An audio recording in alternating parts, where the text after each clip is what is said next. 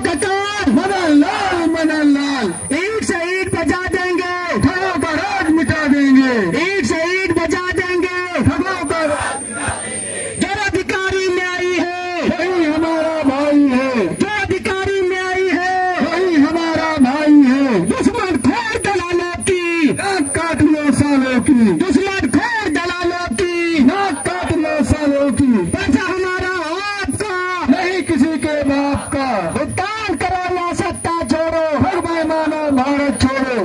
साथियों,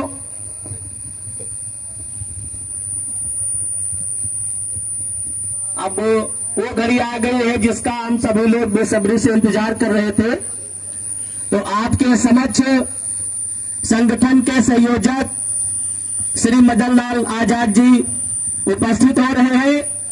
तो हम सभी से चाहते हैं कि एक बार माननीय खड़े होकर श्री माननीय मदन लाल आजाद जी का तालियों से हार्दिक स्वागत अभिनंदन करें। जोर दो तालियों के साथ, के साथ में हम जरूर स्वागत करेंगे।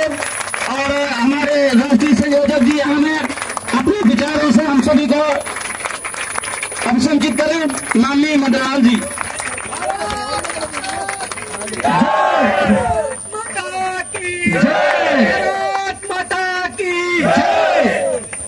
धन्यवाद आप सबका बहुत बहुत। बैठ जाइए अपने अपने स्थान पर शांति के साथ। बैठ जाएं, सब बैठे।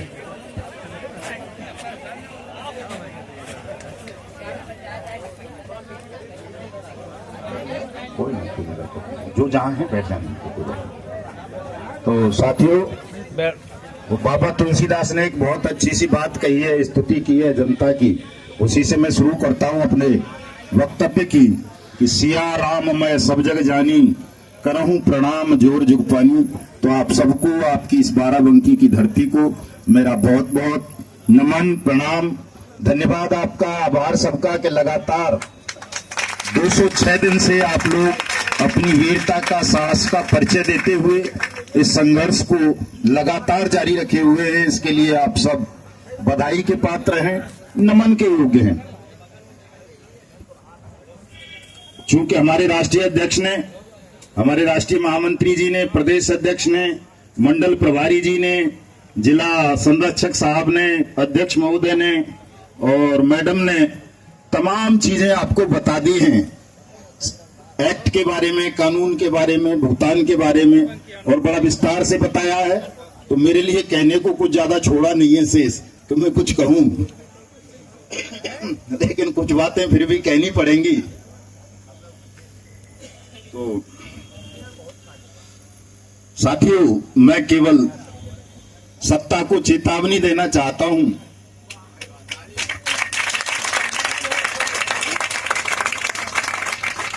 कह दो सत्ता के शिखरों से, कह दो सत्ता के शिखरों से जो झुके नहीं, यदि पाना है सम्मान।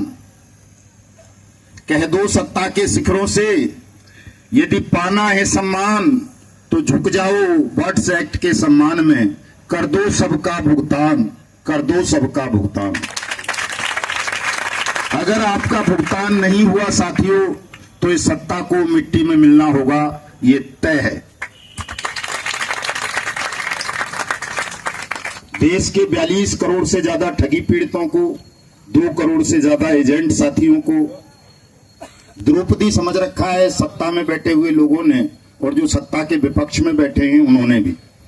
द्रौपदी को सब जानते ही होंगे आप, देखी किसी ने नहीं होगी, लेकिन टीवी पे उसके चरित्र के बारे में सुना होगा, देखा होगा आपने कि जब उसका चीर हरण किया जा रहा था, नंगी किया जा रहा था उसे भरी सभा में,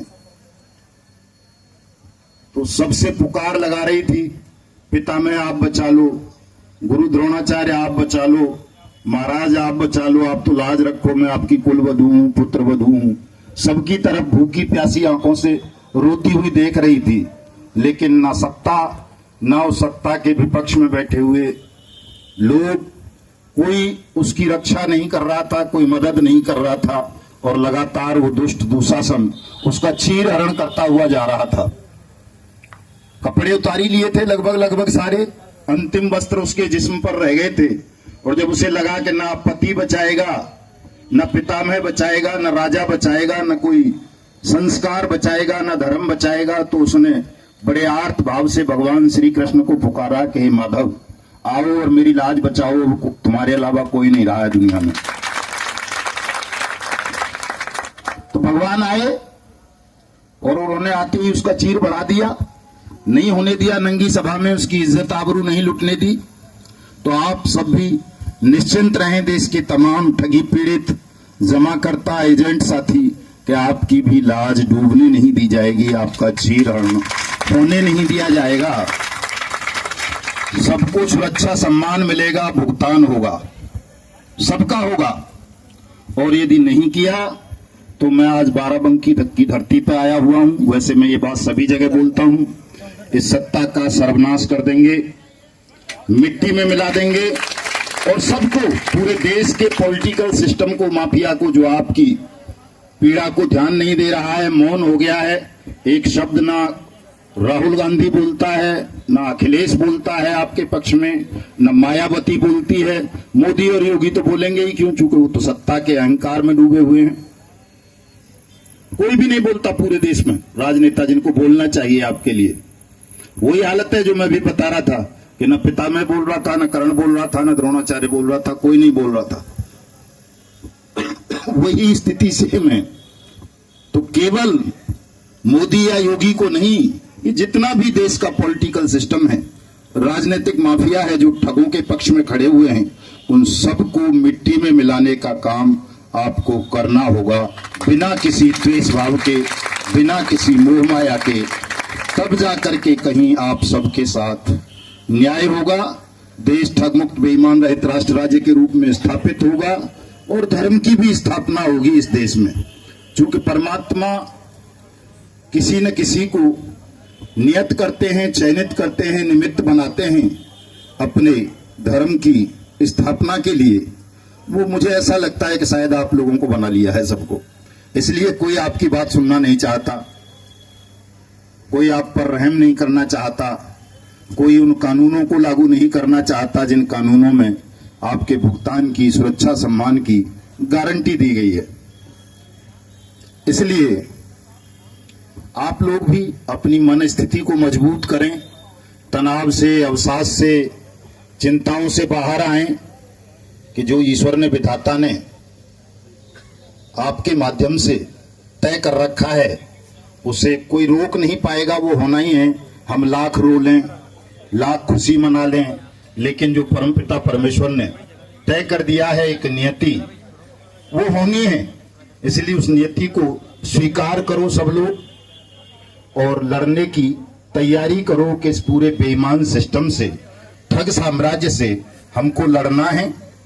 डेट हमने दे रखी है 1 मई, यहाँ तो 9 अप्रैल की कर दी है आपने, तो और जल्दी कर दिया है कि 8 अप्रैल तक भुगतान कर दिया तो ठीक है, नहीं तो 9 अप्रैल को एक महासंग्राम इस बाराबंकी की धरती पर होगा। और मैंने तो पूरे देश के लोगों से आह्वान किया है 9 अप्रैल के लिए कि यदि बाराबंकी में महासंग्राम की तैयारियां हमारे वीर वीरांगना कर रहे हैं, तो पूरा देश भी उस दिन आपके साथ मिलकर के खड़ा हो।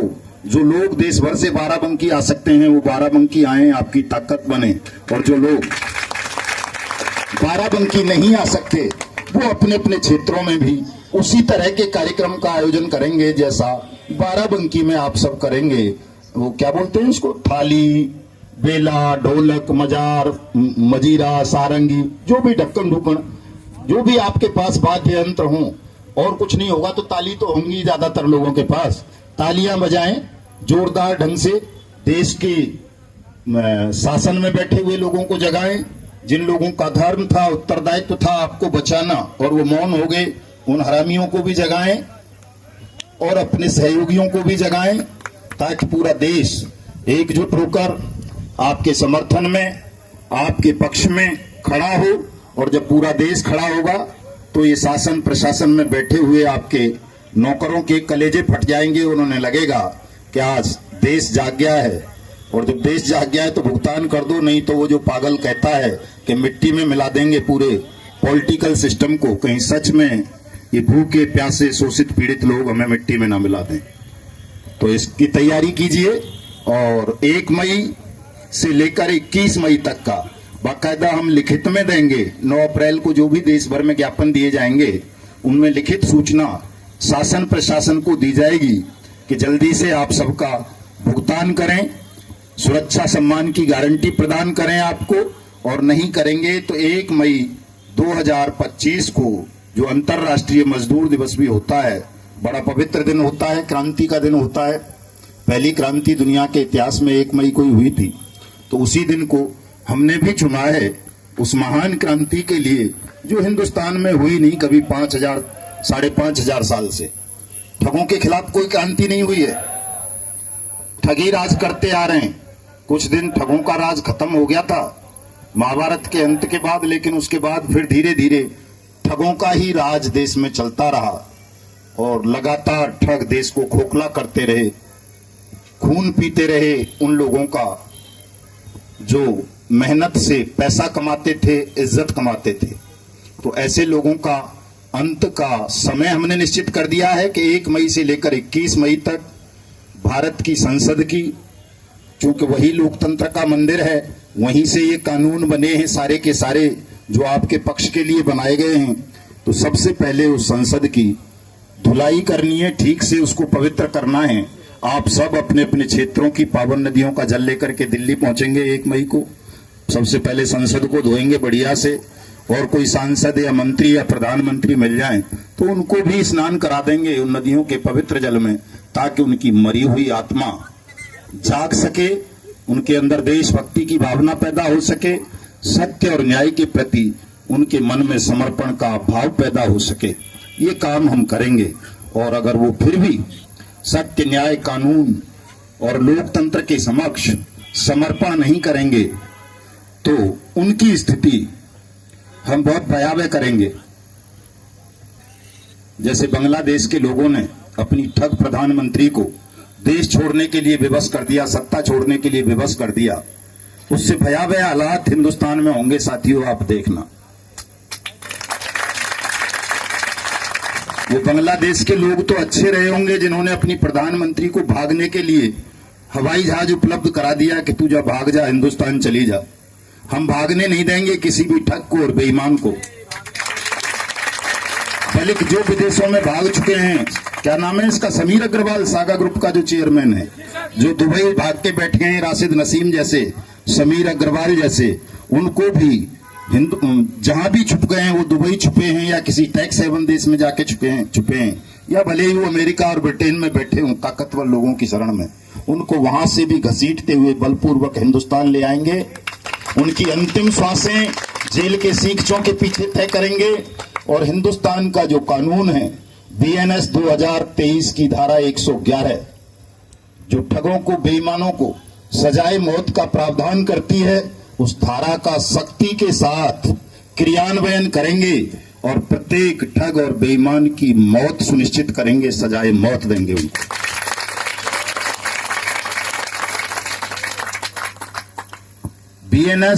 BNSS भारतीय नागरिक सुरक्षा संहिता 2023 की 2 धाराएं साथियों जो अभी लागू हुई हैं 1 जुलाई 2024 से। एक है 107 धारा, वो कहती है कि प्रत्येक जिला का कलेक्टर अपने क्षेत्र के ठगी पीड़ितों की जमा राशि का भुगतान 60 दिन के अंदर करेगा। बट्स एक्ट पे तो बता ही दिया है 180 दिन का प्रावधान है, लेकिन भारतीय नागरिक सुरक्षा संहिता की धारा 107 भी है एक, जो कलेक्टर को पावर देती है, एम्पावर्ड करती है, बाउंड करती है कि वो 60 दिन के अंदर अंदर अपने क्षेत्र के ठगी पीड़ितों का पैसा वापस करेगा। लेकिन उस धारा का भी कहीं प्रयोग नहीं किया जा रहा है किसी भी कलेक्टर द्वारा।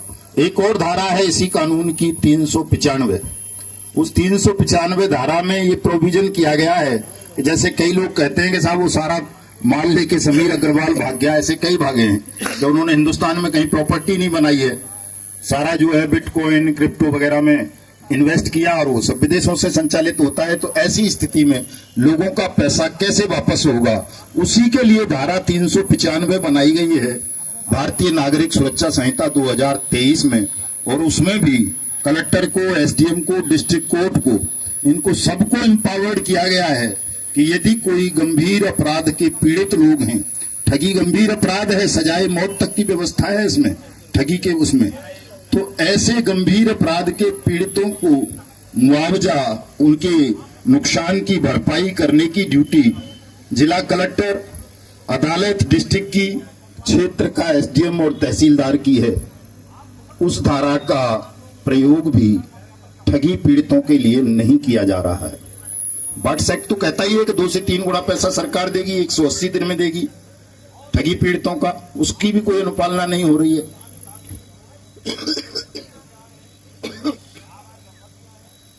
तो साथियों, जब इन कानूनों की अनुपालना नहीं हो रही है, किसको करनी है अनुपालना? जो शासन, प्रशासन और न्याय की कुर्सियों पर बैठे हैं। हम तो केवल आवेदन भर कर सकते हैं।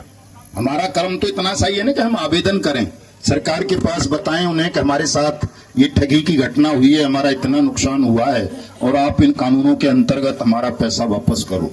इतना सा काम है हमारा, हम कर रहे हैं ज्यादातर। लेकिन जो काम सरकार को करना चाहिए था, आपका आवेदन लेकर आपका भुगतान करना चाहिए था, वो काम सरकार नहीं कर रही है। और जब कोई व्यक्ति, भले ही वो शासन की कुर्सी पर बैठा है, न्याय की कुर्सी पर बैठा है, प्रशासन की कुर्सी पर बैठा है, या सामान्य व्यक्ति है, अगर वो किसी कानून का पालन नहीं करता तो वो अपराधी घोषित कर दिया जाता है कि भाई वो अपराधी है। और अपराधी के लिए बाकायदा दंड विधान में, न्याय विधान में एक दंड की व्यवस्था की जाती है साथियों। और कोई दंड विधान, न्याय विधान ना भी हो तो ईश्वर के अपने कानून हैं, प्रकृति के अपने कानून हैं। वो स्वयं जब न्याय व्यवस्था फेल हो जाती है, शासन, प्रशासन और ये सब फेल हो जाते हैं या दुष्ट और अपराधियों के साथ मिल जाते हैं, ठग बेईमानों के सामने समर्पण कर देते हैं, तो प्रकृति अपना न्याय स्वयं करने लगती है और ऐसे तमाम लोगों को भयावह दंड देती है। किसी को नहीं बख्शती हो। जिसे हम ईश्वर कहते हैं, समय कहते हैं, प्रकृति कहते हैं, कुदरत, अल्लाह, गॉड, कुछ भी कहो, उसका अपना न्याय विधान है। वो अपने तरीके से न्याय करता है और जब वो न्याय करने पे आ जाता है तो वो फिर ताकतवर से ताकतवर इंसान को भी कुचल देता है।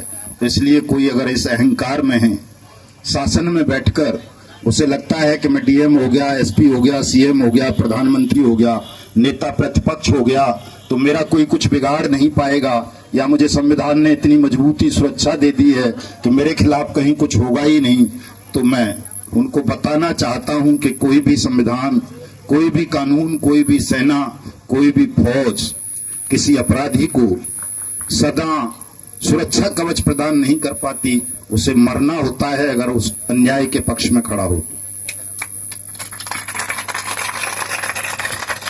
महाभारत से एक उदाहरण दूंगा। वो सूर्यपुत्र था, कर्ण, कवच कुंडल थे उसके पास, कानों से अमृत झरता था, मर नहीं सकता था।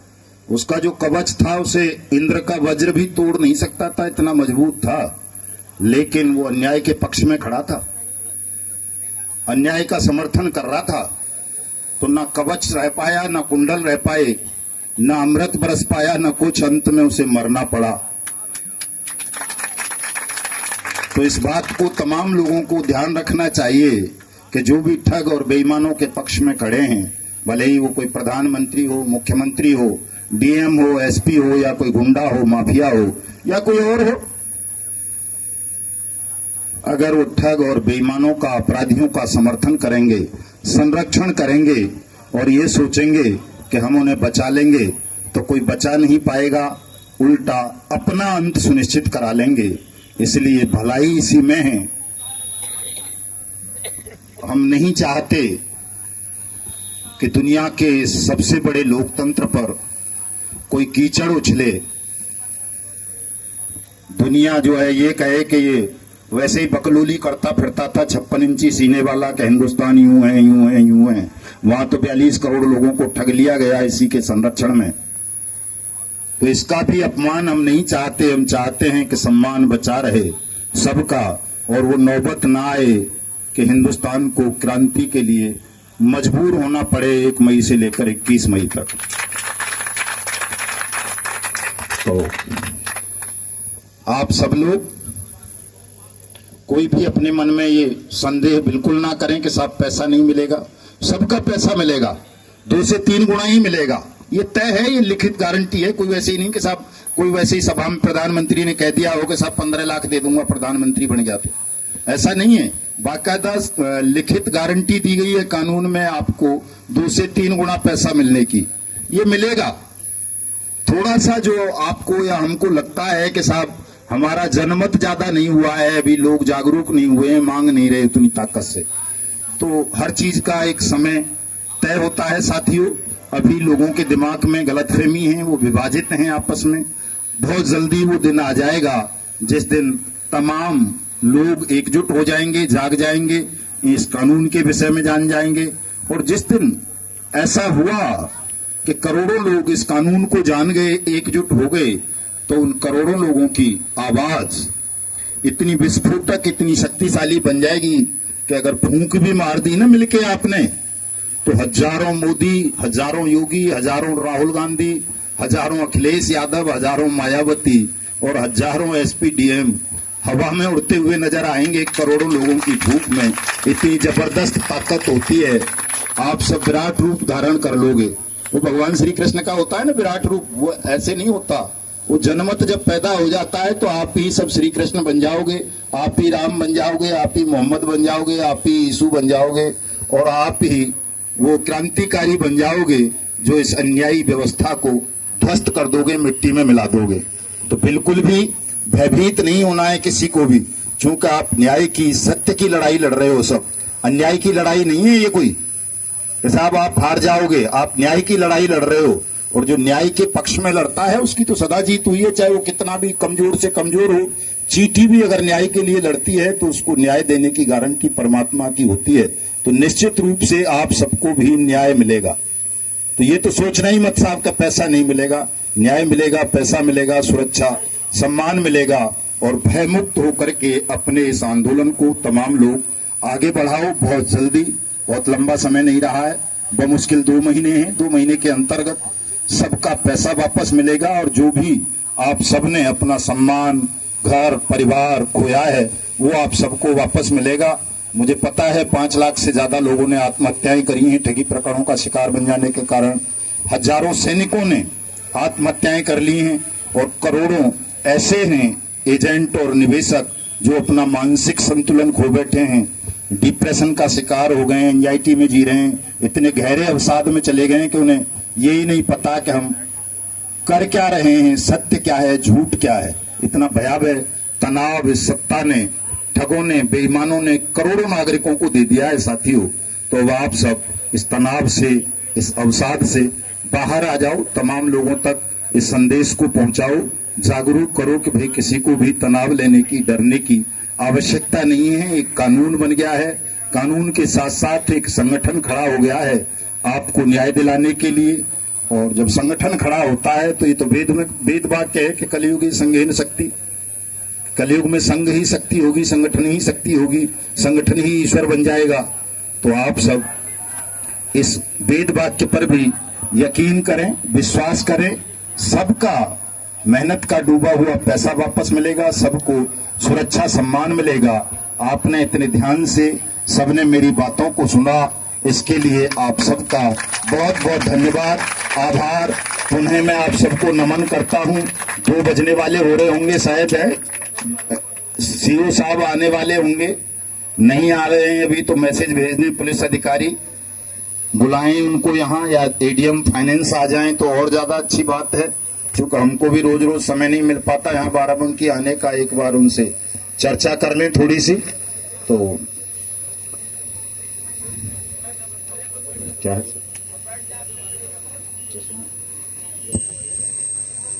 सभी साथी बैठ जाएं।